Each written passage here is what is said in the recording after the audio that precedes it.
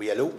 Bon, ben c'est ça. On va lire notre frère Mathieu va faire une belle prédication ce matin sur 1 Pierre 3, 1 à 7. Et on va le lire avant que Mathieu vienne à l'avant. Femmes, soyez de même soumises à vos maris, afin que, si quelques-uns n'obéissent point à la parole, ils soient gagnés sans parole par la conduite de leurs femmes, en voyant votre manière de vivre chaste et réservée. Ayez non cette parure extérieure qui consiste dans les cheveux tressés, les ornements d'or ou les habits qu'on revêt, mais la parure intérieure est cachée dans le cœur la pureté incorruptible d'un esprit doux et paisible qui est d'un grand prix devant Dieu.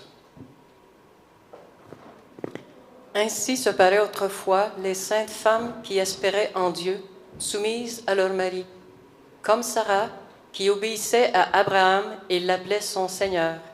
C'est d'elle que vous êtes devenues les filles, en faisant ce qui est bien, sans vous laisser troubler par aucune crainte. Marie, montrez à votre tour de la sagesse dans vos rapports avec vos femmes, comme avec un sexe plus faible, honorez-les, comme devant aussi hériter avec vous de la grâce de la vie. Qu'il en soit ainsi, afin que rien ne vienne faire obstacle à vos prières.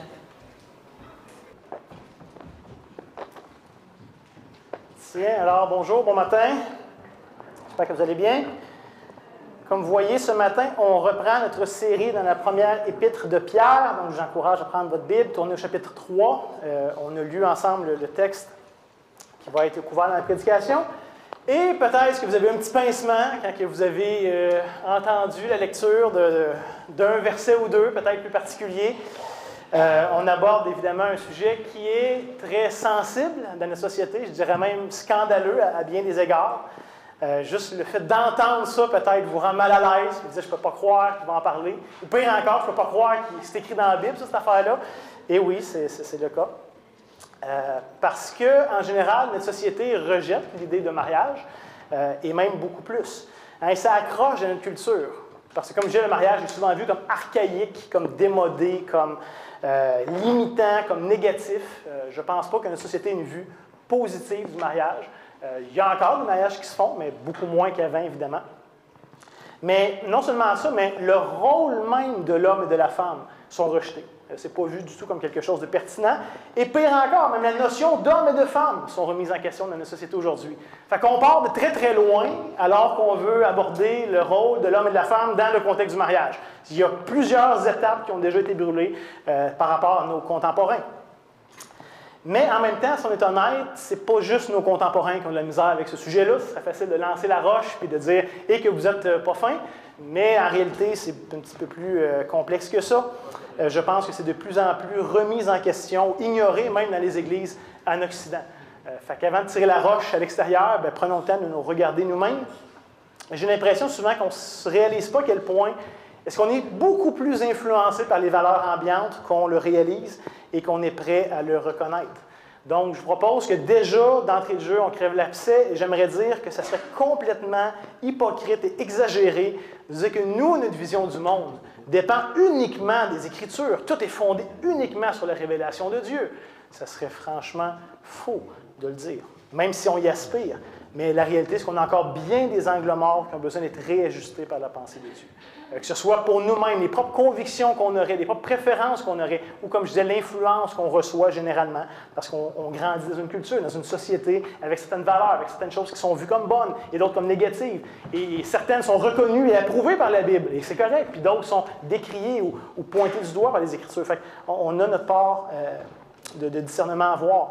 Donc, en guise de conclusion ce matin, j'aimerais juste nous rappeler que toute cette notion d'affirmation de soi ou d'affranchissement n'est pas un phénomène moderne. On pourrait dire, c'est juste les hommes modernes qui font ça. C'est faux, encore une fois. Ce n'est pas une quête de progrès social uniquement qui nous amène à remettre en question ces choses-là. Ultimement, cette quête d'affirmation, d'affranchissement est de près ou de loin un rejet de Dieu. Un rejet de sa volonté, un rejet de son droit de régner sur nous et sur sa création. À toutes les fois qu'on choisit de se tourner vers autre chose, d'écouter autre chose que Dieu, ultimement, c'est un rejet de Dieu. Et donc, à bien des égards, comme tous ceux qui nous ont précédés, notre société, consciemment ou non, est dans cette même quête d'émancipation que nos premiers parents, qui ont voulu manger de l'arbre de la connaissance du bien et du mal. Pas comme un accident de parcours, mais comme quelque chose de délibéré, de volontaire. Et quelque part, nous aussi, on désire, à bien des égards, prendre et choisir pour nous-mêmes qu'est-ce qui sera bien et mal. C'est une des grandes réalités du cœur de l'homme depuis ce qu'on appelle la chute. Et donc, indépendamment de ce que Dieu en pense, je vais prendre des choix que moi, je vais appeler bien. Et indépendamment de ce que Dieu en pense, je vais appeler mal ce que je considère être mal. Et souvent, quand on fait ça, de par nous-mêmes, tant mieux si ça donne que Dieu est d'accord avec nous dans le processus. Et s'il n'est pas d'accord, tant pis. Je vis pour moi-même, je cherche mes propres désirs, plutôt que de devoir vivre dans un cadre qui m'est imposé. Et peu importe qui m'impose ce cadre, même ce cadre-là vient de celui qui m'a créé, je veux m'en affranchir, je veux me libérer de ça. Donc, voyez-vous, on a cruellement besoin que Dieu nous arrête de notre folie. Et c'est ce que Dieu fait siècle après siècle, âge après âge, depuis la chute, où il nous révèle ce qui est bien et mal, et il nous poursuit dans notre folie. Parce que cette compréhension de ce qui est réellement juste et vrai et bon, et ce qui est réellement mal et mauvais, ne viendra pas de notre société, évidemment, ni même de nos propres cœurs, de notre propre intelligence, qui sont tellement souvent et tellement facilement obscurcis par le mal. Ça prend une révélation. Il faut que ça vienne de plus grand que nous-mêmes, parce que par nous-mêmes, maintenant, on est éloigné du bien et de Dieu. Et comme j'ai dit la semaine passée dans la prédication, c'est justement, je pense, un grand avantage de la prédication par exposition systématique. C'est que qu'on le veuille ou pas, on touche ces textes-là qui sont bel et bien dans la Bible. René et Diane n'ont pas inventé un texte ce matin qu'ils ont lu, c'est dans la Bible. Vérifiez par vous-même, c'est là, et ça a toujours été là. Donc, ça nous force à être confrontés à ce qui n'est peut-être pas naturel ou pas évident pour nous, mais qui est absolument nécessaire pour vivre une vie harmonieuse, une vie belle, une vie qui vaut la peine d'être vécue. Parce qu'ultimement, on n'est pas libre de se réinventer ou de se redéfinir. Malgré ce que notre société essaie de faire, puis de tout déconstruire, de tout réinventer, c'est toujours à notre péril qu'on fait ça. Ça finit toujours mal. On ne sera pas plus sage que celui qui nous a créés et dans le contexte avec lequel il nous a créés. Donc, peu importe peut-être ce que vous pensez du sujet qu'on aborde ce matin, je vous invite quand même à le considérer, à considérer la sagesse, la pertinence d'entendre et de vivre selon l'idéal que Dieu, notre Créateur, nous propose. Et bien évidemment, quand Pierre écrit ces lignes-là, c'était aussi un sujet qui faisait polémique ou scandale à son époque, mais pas nécessairement pour les mêmes raisons que nous. Deux réalités différentes, deux scandales, mais pas pour les mêmes raisons. Donc, ce matin, je propose qu'on prenne premièrement le temps de réfléchir à tout ça, évidemment, un peu dans son contexte, c'est ce que Pierre dit, et qu'est-ce qu'il adresse exactement dans tout ça, et de voir comment est-ce qu'on peut transposer ça, donc, à notre réalité. Et de quelle manière ça devrait avoir un impact dans nos vies, nous, des Occidentaux modernes, en 2024 à Bécancour. Et je vais essayer de nuancer aussi, parce que je sais que c'est un texte qui a, et vous êtes au courant, je ne vous apprends rien là-dessus ce matin, mais qui a été utilisé à toutes sortes de sauces pour justifier à peu près n'importe quoi. Et donc, c'est bon, je pense, de le recadrer. Parce qu'il y a évidemment eu des dérapes monumentales dans tout ça. Donc, avant qu'on plonge dans le texte lui-même, je propose qu'on puisse se courber, demander l'aide de Dieu, et après ça, on aborde. Donc, c'est notre Dieu, on te remercie de t'être révélé à nous. Ce n'est pas nous qui seraient allés arracher cette sagesse de toi si tu ne l'avais pas voulu. Mais merci de ne pas nous laisser seuls, de ne pas nous laisser orphelins. Tu nous dis que tu nous donnes ton esprit, que tu nous donnes ta parole, que tu nous donnes la communauté locale pour nous aider dans cette marche avec toi. Donc, Seigneur, ce matin, on te demande de révéler ta sagesse, pas la nôtre. À la fin, on ne veut pas juste entendre ce qui nous flatte dans le sens du poil, puis ce qui confirme ce qu'on aime déjà. Mais Seigneur, si tu as à nous bousculer ce matin, fais-le. On te donne tout le droit de le faire. Donc, instruis-nous. Renouvelle notre intelligence, qu'on reconnaît être obscurcie à tellement d'égards, puis on ne s'en rend même pas compte, c'est ça le pire. C'est qu'on est convaincu d'être dans la voie de la sagesse, puis sur le chemin de la vie, alors que des fois, on est complètement à l'opposé. Donc, Seigneur, rattrape-nous encore une fois ce matin, puis permets-nous de vivre pleinement ce que tu désires pour nous, tant pour les maris que pour les femmes, et qu'on puisse être de ceux qui démontrent ta sagesse de par notre manière de vivre, qui s'harmonise avec ta parole. En Jésus. Amen. Amen. Donc, comme je viens de le mentionner, permettez-moi juste de vous rappeler quelques éléments contextuels qui vont nous aider un peu à se mettre dans le bain, parce qu'évidemment, Pierre n'a pas écrit à nous autres en 2024 ce matin. Donc, il y a quand même quelques nuances que Pierre, je pense, désire communiquer qui peuvent nous échapper si on fait une lecture superficielle un peu de ce passage-là. Premièrement, contrairement à la société, dans la culture romaine, le mariage était la norme. Okay? Nous, aujourd'hui, le mariage, c'est presque l'exception. La majorité des couples vivent en étant à côté. Dans la société de l'Ancien Monde, c'était la norme. C'était presque impensable de ne pas se marier. Et je dirais même plus, c'était pas juste la norme, mais c'était le mariage hétérosexuel monogame. Okay? Fait que c'était pas à tout bout de champ de se réinventer à travers ça. Mariage monogame, donc un seul partenaire et hétérosexuel, un homme et une femme. C'était la norme de l'Antiquité. Contrairement peut-être à nous, des 2000 ans plus tard. Deuxièmement, culturellement parlant, c'était le mari qui choisissait les dieux et les idoles de sa famille. Dépendamment de sa culture, dépendamment de son origine, c'est le mari qui prenait un peu ce choix-là. S'il mariait quelqu'un du même village, probablement que la conjointe n'avait pas beaucoup d'adaptation à faire, puisque c'est souvent les mêmes dieux locaux. Mais si c'était quelqu'un qui venait d'une autre nation, de l'extérieur, probablement qu'il y avait un certain arrimage à faire, mais c'était selon le mari. Donc, l'épouse adoptait les cultes et les rites, et pas l'inverse. Et ça, c'est important à garder en tête pour le passage précis qu'on regarde ce matin.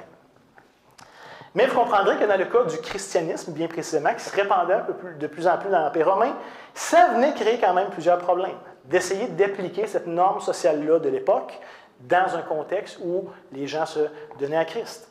Parce que la conversion chrétienne, ce n'est pas un changement de préférence extérieure. Ce n'est pas une opinion que je peux avoir ou ne pas avoir.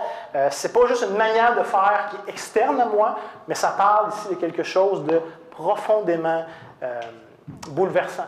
Fait que, tu sais, par exemple, les années 50 au Québec, si tu te mariais, ben, tu votais comme pour ton mari. C'est pas de ça qu'on parle ici, qu'on parle de conversion au christianisme. En étant une femme, c'est que tout d'un coup, ça vient percuter fondamentalement la direction familiale. Donc, pour les maris qui, eux, se convertissaient au christianisme sans que leur épouse se convertisse, le but, ce n'était pas simplement de conformer extérieurement son épouse à une nouvelle pratique religieuse. On sait la conversion, c'est pas ça. C'est pas maintenant faire semblant, suis-moi, dis les choses comme moi, et tu es une chrétienne. C'est pas comme ça que ça fonctionne. La nouvelle naissance ne s'impose pas, ne se manipule pas. Ça implique une régénération, un changement de cœur, de passer de la mort à la vie. Et ça, c'est pas dans le pouvoir du mari chrétien de produire ça chez son épouse. Et à l'inverse, c'est dans le cas précis qui nous intéresse ce matin, l'épouse, elle, qui se convertissait au christianisme, sans que son mari se convertisse avec elle, ne pouvait donc plus, en toute bonne conscience, adhérer et accepter les idoles et les rituels de son mari.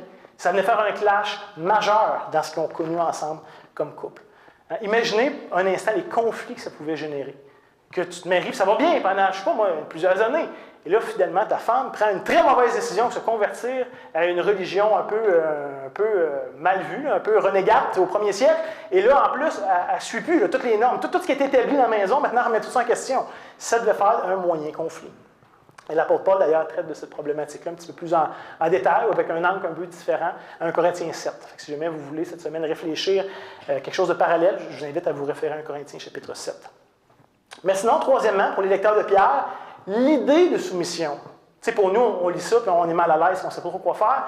Mais pour les lecteurs de Pierre, l'idée de la soumission de l'épouse envers son mari, c'était quelque chose de totalement acceptable au 1er siècle. Il n'y avait rien de révolutionnaire là-dedans. C'était la norme dans à peu près toutes les coutumes à travers l'Empire romain. Fait que vraiment, il n'y avait pas de scandale du tout pour les premiers lecteurs. C'est pas là que ça achoppait pour eux, contrairement peut-être pour nous.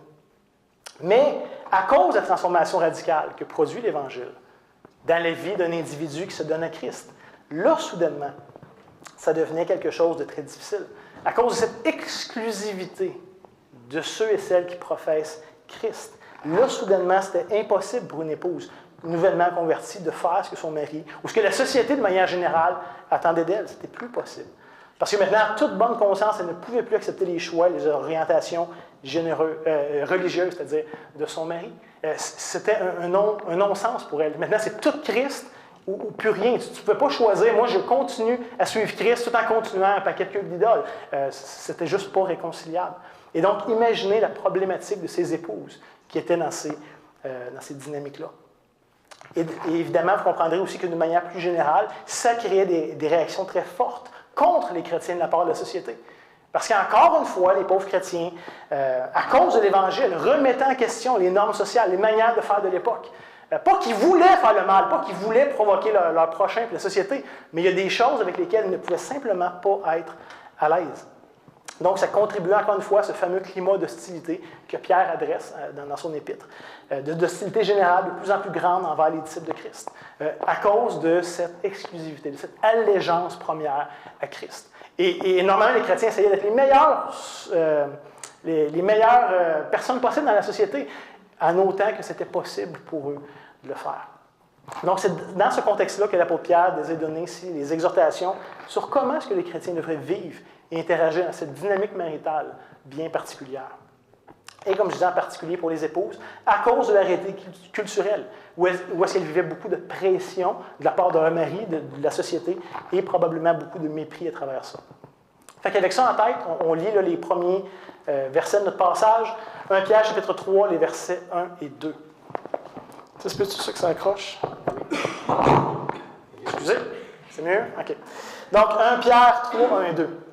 L'apôtre Pierre écrit, « Femmes, soyez-vous de même soumises à vos maris, afin que si quelques-uns n'obéissent point à la parole, ils soient gagnés sans parole par la conduite de leurs femmes, en voyant votre manière de vivre chaste et réservée. » Donc, la première chose à se rappeler, c'est que ce passage-là termine une section introduite par Jean-Luc la dernière fois.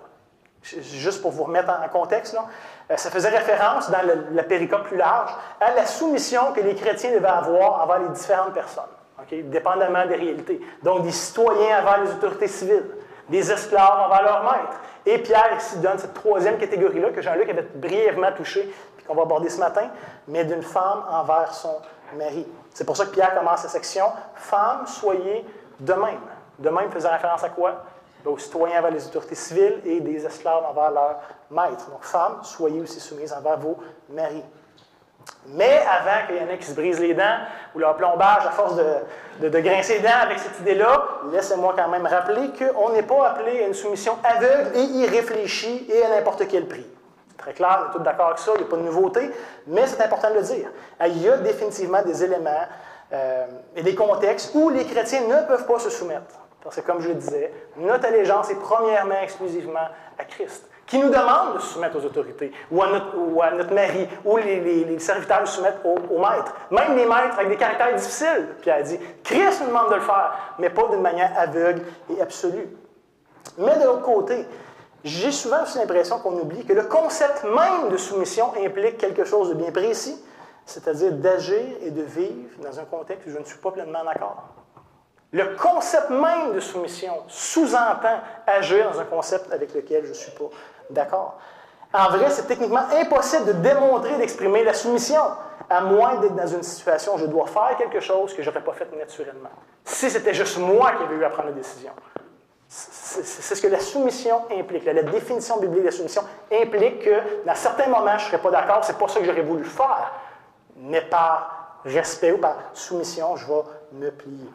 Donc, pas à tout, mais ça implique ça de près ou de loin. Donc, après avoir parlé des autorités civiles, des relations maître-esclave, Pierre se tourne maintenant pour adresser les épouses. Et comme je disais, tout particulièrement celles qui se sont converties en étant mariées, alors que leurs conjoints ne les ont pas suivis dans ce choix-là. Et à cause de tous les excès qui ont été faits à partir de ce texte-là, ils sont nombreux, on ne les traitera pas tout ce matin, mais permettez-moi quand même de prendre quelques secondes juste pour nuancer l'idée des différences entre le rôle de l'homme et le rôle de la femme. Encore une fois, ça a été abusé, ça a été utilisé de toutes sortes de façons, et je sais que ça peut avoir été préjudiciable envers les femmes de bien des égards. On a sûrement toutes des situations, des trucs qui nous viennent en tête, là. Mais laissez-moi dire ceci très clairement. La différence entre un homme et une femme n'est pas ontologique, n'est pas qualitative, mais elle s'exprime de manière fonctionnelle. C'est dans le rôle qu'une distinction, pas dans la valeur de l'individu. Et je ne suis pas un gros fan de John MacArthur, mais il dit quand même quelque chose que je trouve être bien nuancé, puis il le dit en peu de mots. Fait que permettez-moi de le citer. M. MacArthur va dire « La soumission biblique n'implique aucune infériorité morale, intellectuelle ou spirituelle, que ce soit dans la famille, au travail ou dans la société en général. Elle correspond seulement au projet de Dieu qui répartit les rôles nécessaires au bien commun. Dans cette ordre d'idée, un officier n'est pas nécessairement supérieur en caractère aux troupes qu'il commande, mais son autorité est vitale au bon fonctionnement de son unité. » Voyez-vous, il y a un rôle qui est donné et pas une valeur.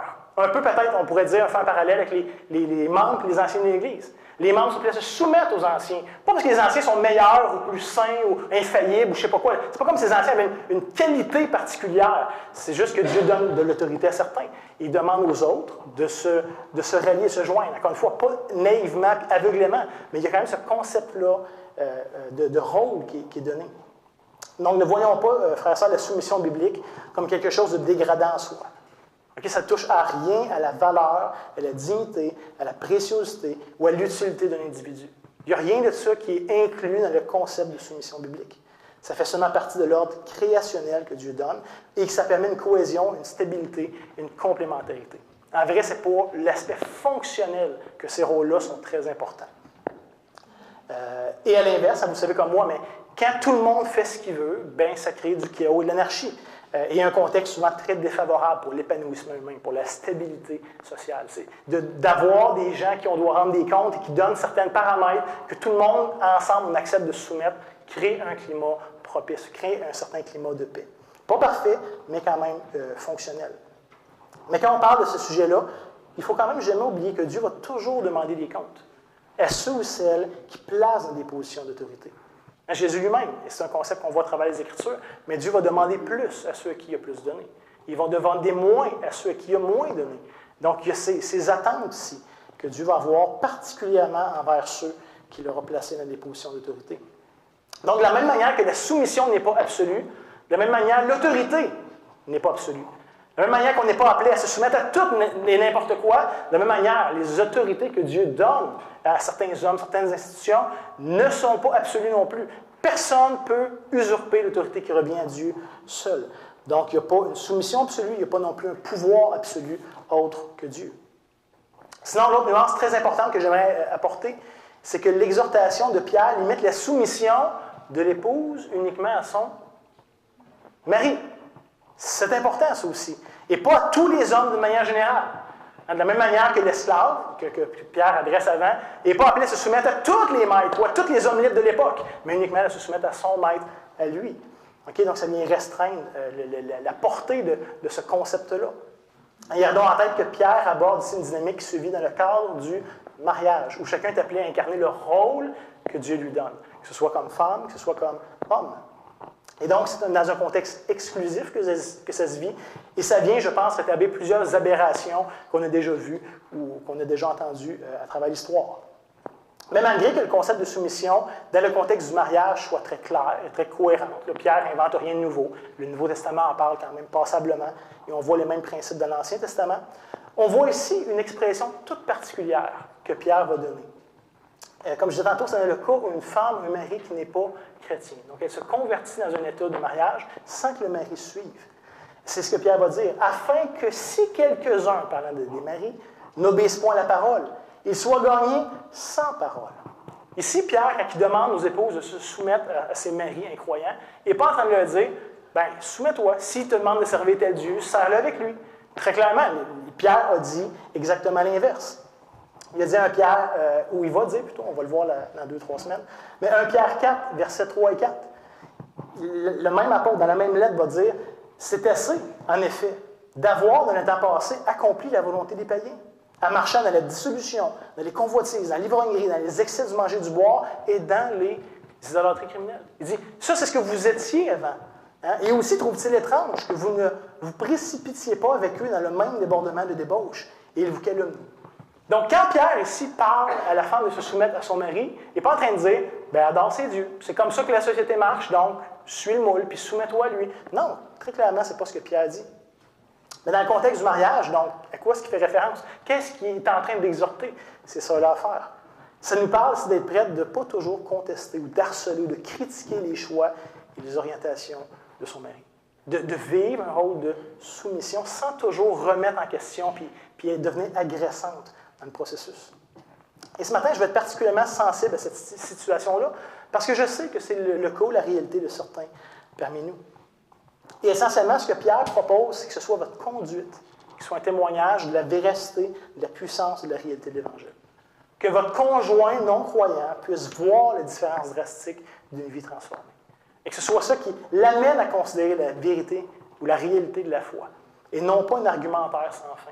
Non pas parce que vous allez être persuadé de tous vos bons arguments, de quoi que ce soit, mais que votre vie, que vous incarniez le rôle que Dieu vous donne et que ce soit ça qui gagne votre mari.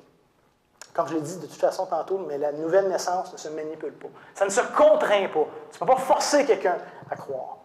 Ça prend une œuvre divine.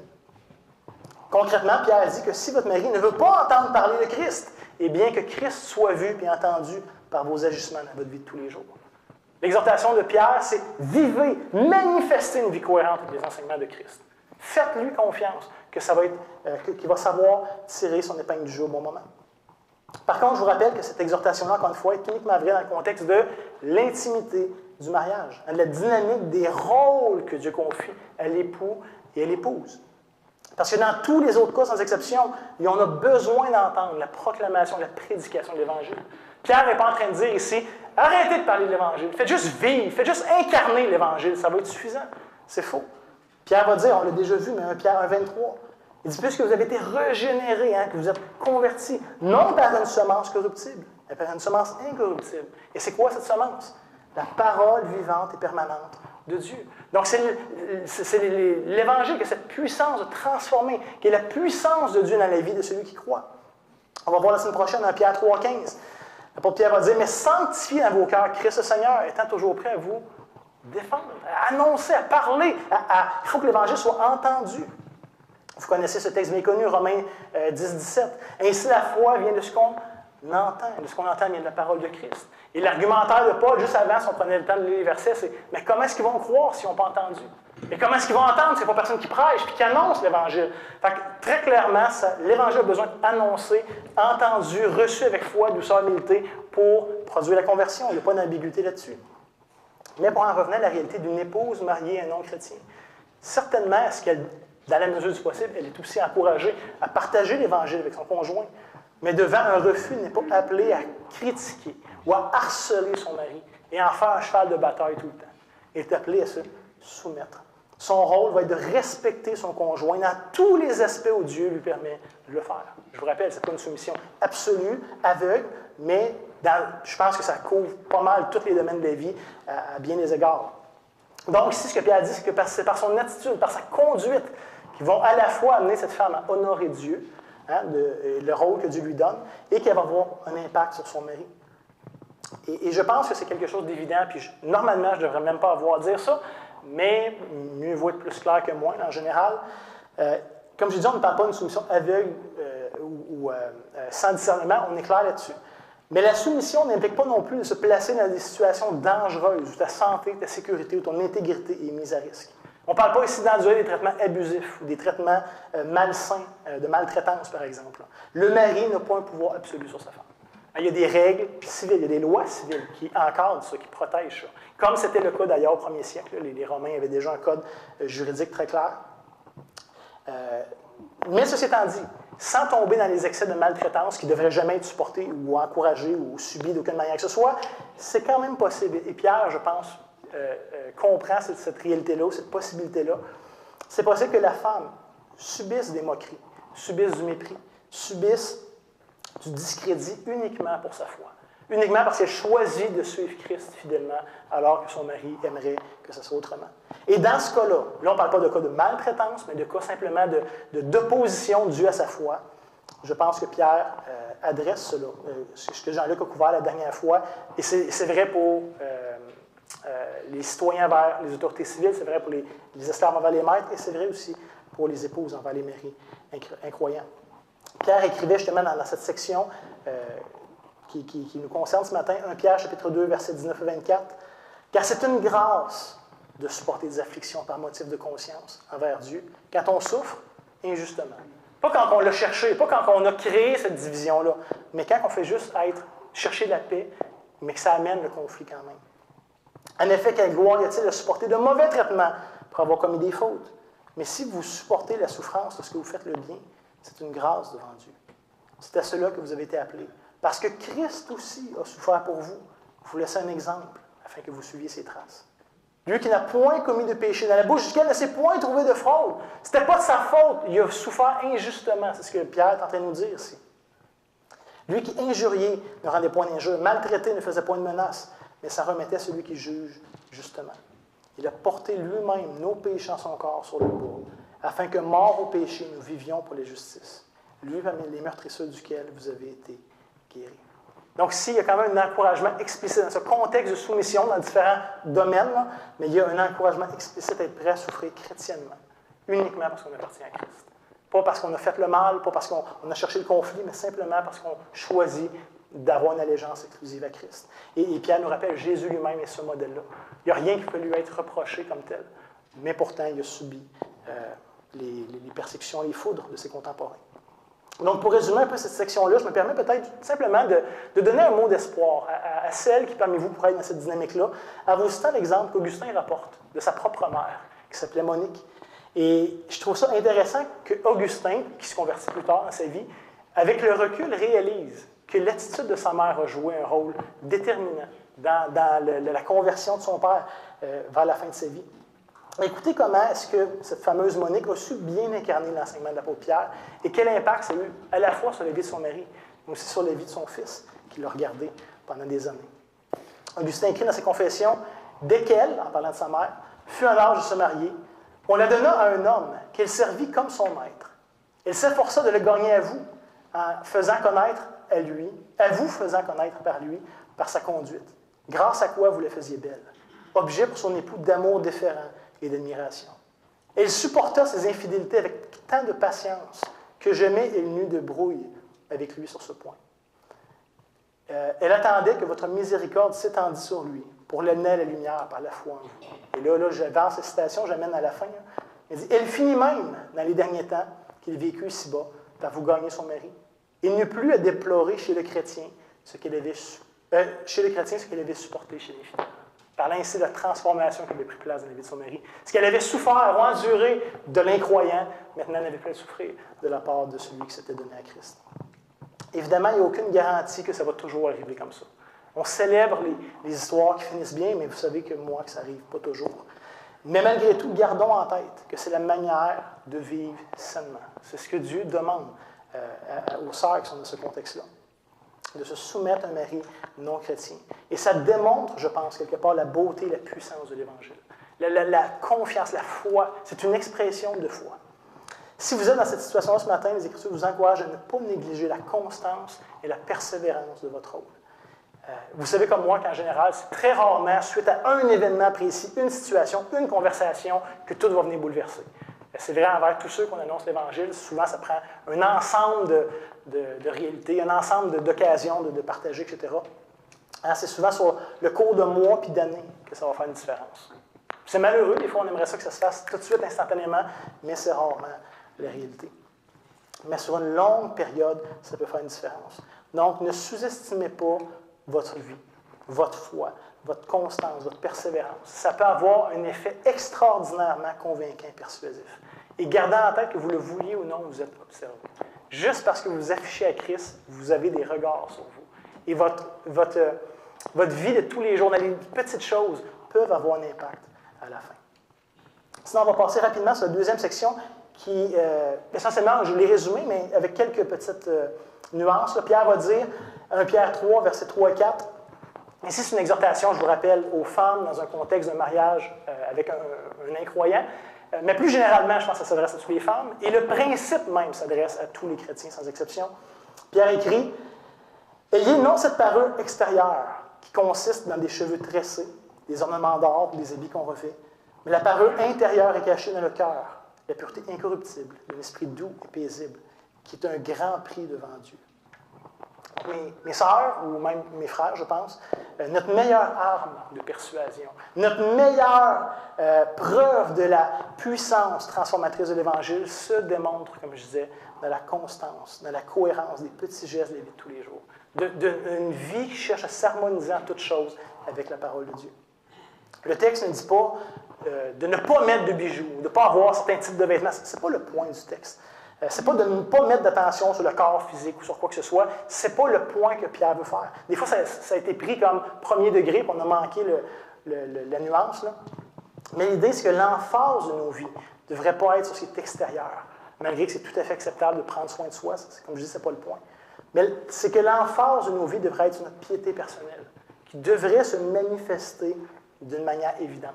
Et je dirais de manière plus évidente que quoi que ce soit d'autre qu'on peut voir de vous, de comprendre de vous. Ça devrait être cette dynamique de piété. Et je pense qu'on peut voir un parallèle clair avec ce que Paul va écrire à Timothée, par exemple, 1 Timothée 4.8.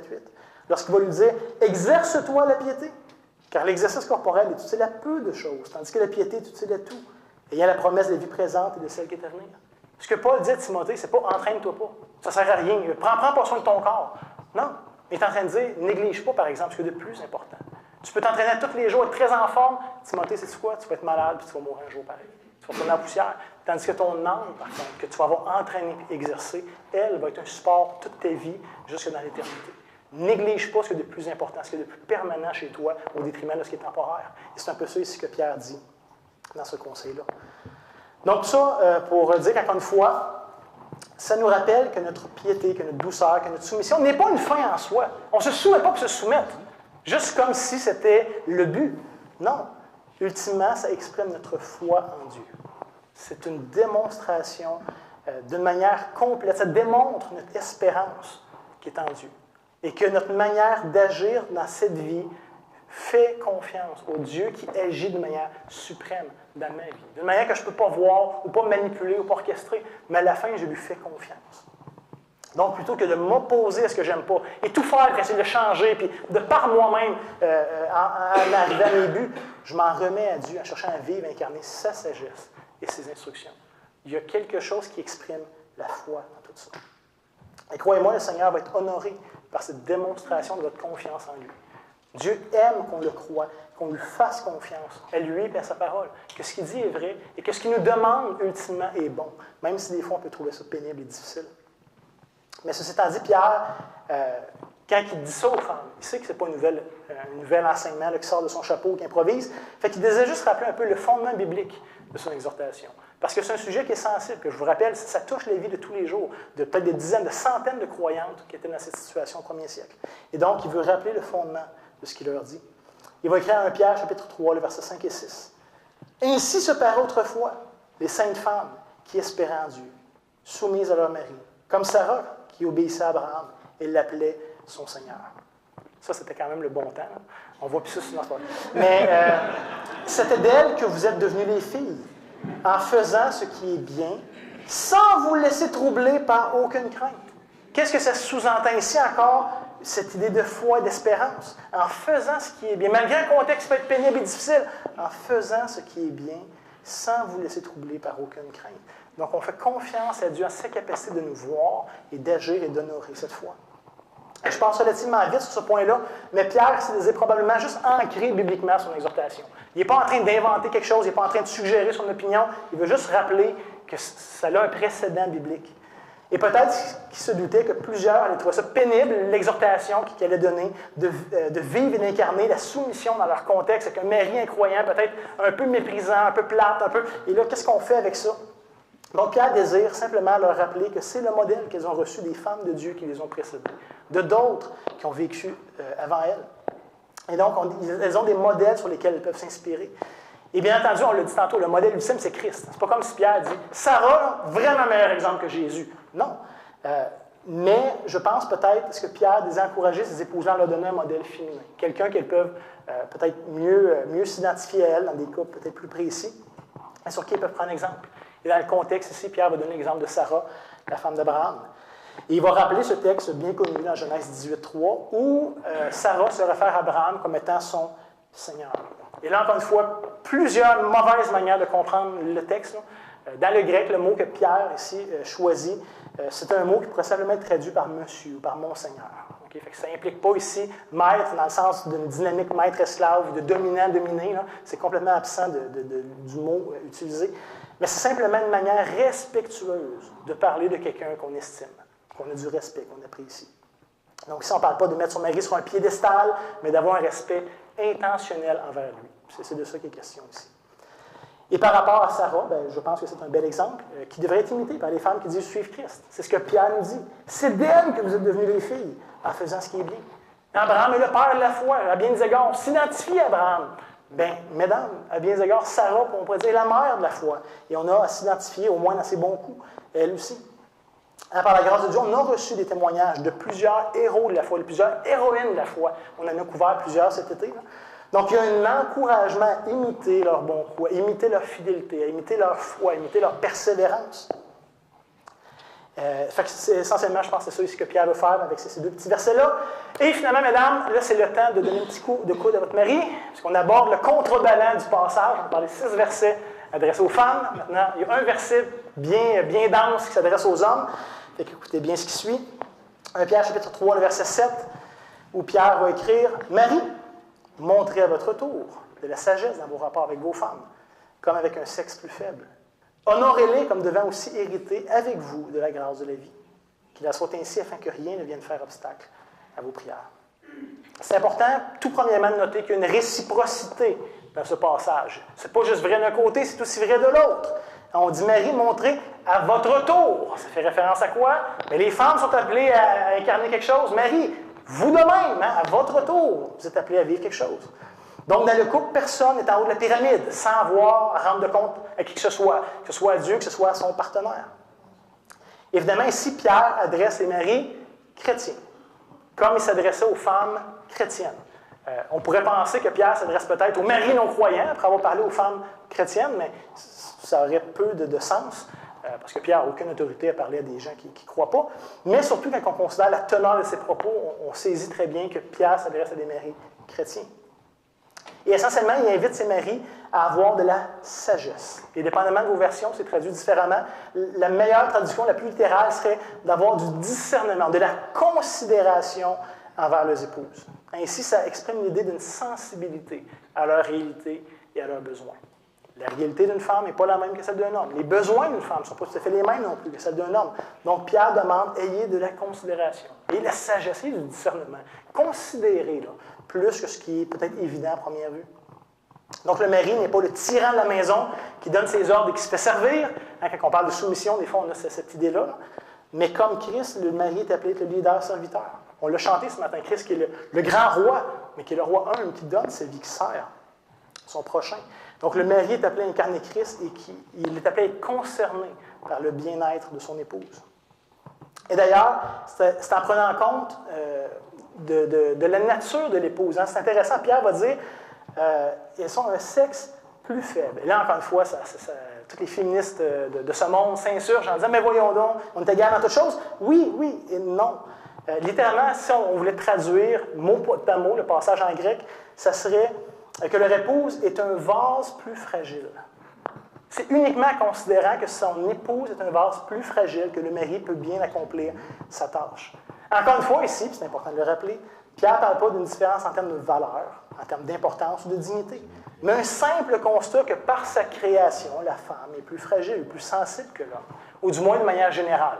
Ça existe-tu des femmes de 6 pieds 8 baraquées comme un joueur de football? Oui, mais ce n'est pas la norme. Puis ça existe-tu des petits hommes bien fragiles? Et oui, c'est possible aussi. Mais d'une manière générale, selon l'ordre créationnel de Dieu, les hommes ont peut-être plus de force physique et c'est facile pour eux de dominer ou d'écraser les femmes qui sont plus faibles. Fait que Pierre dit explicitement de ne pas faire ça, de considérer le vase plus fragile, qui a été voulu de Dieu, orchestré par Dieu. Donc, le mari qui prend en considération la réalité, les besoins particuliers de son épouse, est en train d'honorer son Créateur, qui l'a créé comme ça, dans ce cadre-là. Et donc, le mari se soumet à l'ordre que Dieu a fait les choses, en considérant son épouse pour ce qu'elle est. Il n'y a pas des attentes déraisonnables envers elle. Parce que, comme vous le savez, là, mais les hommes et les femmes, on ne voit pas les choses de la même manière, on ne pense pas aux choses de la même manière, on n'a pas les mêmes besoins. Donc, le mari qui veut vraiment s'accorder ce que Dieu fait, ce que Dieu lui demande, va considérer ces nuances-là. Et donc, on va être appelé à vivre de manière cohérente avec la volonté de Dieu qui s'exprime dans sa parole. Et ça, c'est appelé à changer une vision du monde. Pas ce qui nous est naturel, pas ce que j'aurais aimé que les choses soient, mais ce que Dieu me dit que les choses sont. Je vous rappelle cette exhortation qu'on a déjà vue dans Pierre chapitre 1, le verset 14. Il dit « Comme des enfants obéissants, ne vous conformez pas aux convoitises que vous aviez autrefois, quand vous étiez en ignorance. » Maintenant, comme chrétien, qu'est-ce qu'on veut? De saisir ce que Dieu a enseigné sur le sujet. Et je me permets de vous citer Edmond Clowney, qui est un commentateur biblique, et j'aime ce qu'il dit sur ce sujet-là. Il va dire « L'épouse chrétienne est appelée à se soumettre à son mari, et particulièrement si elle est non-chrétien. Pas parce qu'elle est en quelques points inférieure, car elle fait partie des élus de Dieu. Plutôt, elle doit être prête à se soumettre pour la cause de Christ, avec le but particulier de gagner son mari à l'Évangile, par son attitude et son exemple généreux et désintéressé. L'emphase importante de cette section de l'exhortation de Pierre est « vous de même hein, », qui est appliquée à la fois aux hommes et aux femmes. Qui est appliquée à la fois à l'épouse et au mari. Les deux suivent Jésus, le serviteur souffrant. Malgré que le mari ne remplit pas le même rôle dans sa relation avec sa femme et que la femme n'est pas appelée à jouer le même rôle que son mari, il devrait quand même y avoir une attitude identique de la part des deux conjoints. Les deux sont des serviteurs de Dieu appelés à servir et considérer l'autre par égard pour Christ. Il y a une redevabilité, il y a une mutualité dans tout ça. Et comme le verset 7 le mentionne explicitement, le mari chrétien doit chercher à honorer son épouse. Littéralement, le mot ici que Pierre utilise, qui est traduit par honorer, a cette connotation de quelque chose de précieux, qui mérite d'être chéri, d'être recherché. Mes frères, nos épouses ne sont pas des vulgaires subalternes à dominer. Mais Pierre nous rappelle que ce sont des êtres créés, elles aussi, à l'image de Dieu, qui ont été rachetés par le sang précieux de Christ, qui ont été adoptés comme des filles de Dieu et qui hériteront de la même vie éternelle, au même titre que tous ceux qui placent leur foi en Christ. Donc, à ce niveau-là, il n'y a aucune distinction. Alors, mes frères, traitons nos épouses avec tout le respect et l'honneur qu'elles méritent et que Dieu leur confère. Dieu les a créées de cette manière-là, avec ce but précis. Et donc, on devrait chercher à vouloir s'harmoniser avec ce que Dieu a fait et ce que Dieu désire. Et Pierre termine cette section-là avec un avertissement qui devrait tout nous saisir, qui devrait tout quelque part nous arrêter là, pour nous amener à considérer. On va dire qu'il en soit ainsi, afin que rien ne vienne faire obstacle à vos prières. Comme je le disais tantôt, Dieu demande des comptes plus élevés à ceux qui placent en position d'autorité. Et à l'inverse, Dieu se soucie activement des plus faibles et des plus vulnérables, de ceux qui subissent les décisions de ceux qui sont en autorité. La Bible parle souvent des veuves, des pauvres, des orphelins, des étrangers, de ceux qui ont peu de pouvoir pour eux-mêmes, de changer les choses, mais qui subissent les conséquences des autres. Donc, je trouve ça intéressant et significatif de voir que Dieu va résister activement envers un homme qui néglige son devoir d'aimer, de chérir et de servir son épouse. Dieu agit. Il y a une justice qui est donnée par Dieu dans ça. Il va toujours avoir des conséquences pour ceux qui abusent et qui profitent du pouvoir de l'autorité que Dieu leur confie. Surtout ceux qui se disent chrétiens. Et ça devrait donc encourager ceux et celles qui sont dans une position d'injustice ou de vulnérabilité. Ça devrait les encourager parce que Dieu n'est pas insensé, n'est pas indifférent à ce que vous vivez, mais au contraire, se soucie de vous et il agit. Peut-être pas d'une manière évidente ou palpable, peut-être pas de la manière dont vous auriez aimé, mais il résiste. Il agit envers ceux qui vous font du tort. Mes frères, de maltraiter ou de mal servir son épouse revient à rejeter et à résister à l'ordre voulu par Dieu. Et ultimement à rejeter ou résister à Dieu lui-même.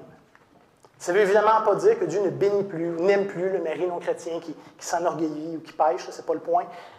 Si on est chrétien, on est régénéré, on est uni à Christ, on est aimé de Dieu, mais ça implique quand même ici qu'il y a une forme de distance relationnelle qui se crée entre le mari orgueilleux et Dieu. Et donc, ça ne devrait pas être pris à la légère.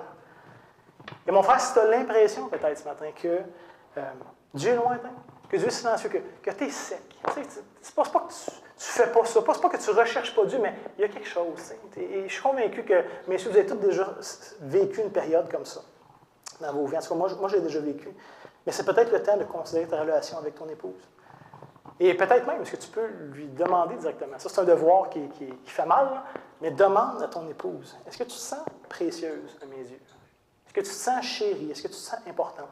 Est-ce que tu te sens en sécurité par les choix, les directions, les orientations que je prends pour la famille?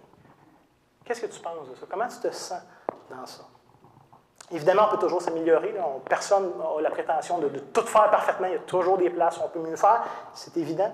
Mais quand même, c'est un rappel qu'on devrait prendre très au sérieux ce rôle, cette responsabilité que Dieu nous donne, et de faire très intentionnellement.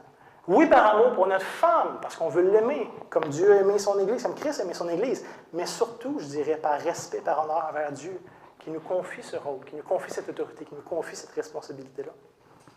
Je termine en disant ceci, là, mais vous savez comme moi qu'un mariage peut être la source d'une grande souffrance lorsque la sagesse de Dieu est ignorée et négligée. Il n'y a à peu près pas de relation sur la terre qui peut être aussi souffrant qu'un mariage lorsque la sagesse de Dieu n'est pas au centre. Mais à l'inverse, le mariage peut certainement être une des plus grandes bénédictions, des plus grandes joies, lorsque les principes de Dieu sont intentionnellement suivis et appliqués. Ça peut être le meilleur comme le pire. Mais gardons en tête, et vous le savez, que c'est quelque chose de fragile, qui peut facilement changer. Ça peut être super bon puis dégrader rapidement, ça peut être très mauvais et s'améliorer rapidement. Pour le meilleur ou pour le pire. D'où l'importance que les deux conjoints cherchent à vivre volontairement le rôle et la responsabilité que Dieu leur confie. Et à qui Dieu va leur demander des comptes. Il ne te demandera pas des comptes à toi de ton épouse, si c'est un mari, et vice-versa. Dieu va te demander des comptes à toi du rôle qu'il t'a donné à toi. Et à la fin, gardons en tête que de jouer votre rôle, c'est un acte d'adoration qui démontre votre soumission à Dieu, votre espérance, votre dépendance, votre foi envers lui. C'est un acte d'adoration. Si vous êtes un homme, d'aimer votre femme, c'est d'adorer Dieu.